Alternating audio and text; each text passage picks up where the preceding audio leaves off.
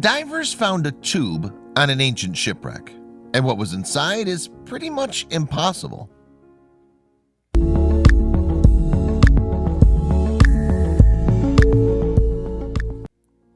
After its completion in the fall of 1672, the Cronin, a fearsome warship, was the finest vessel in all the Swedish Navy. In a tragic turn of events, however, the ship was sunk in the Baltic Sea during a storm just 4 years later, killing almost all of its 800-person crew. It would stay sunk for nearly 300 years. The mighty Cronin was finally rediscovered at the bottom of the sea in the 1980s, and since then it's been the source of numerous unbelievable archaeological discoveries. Though it was during a recent dive that researchers found something they didn't expect. When it was finished in 1672, the Cronin was the largest ship the Swedish Navy had ever constructed.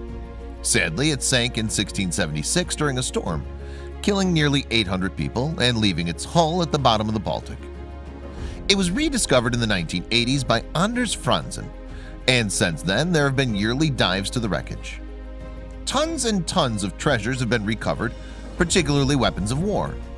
That's not all, though. They've also found instruments, such as these violins. This gold ring was also found.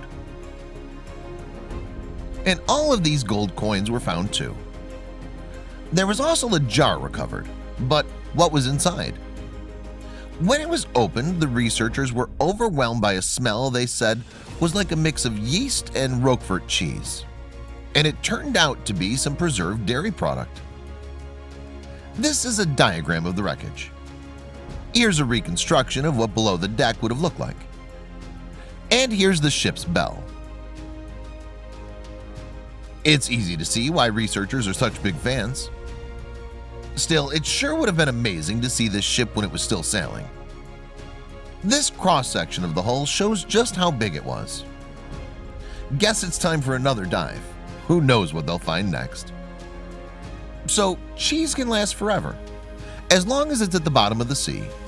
There's gold in them there waters.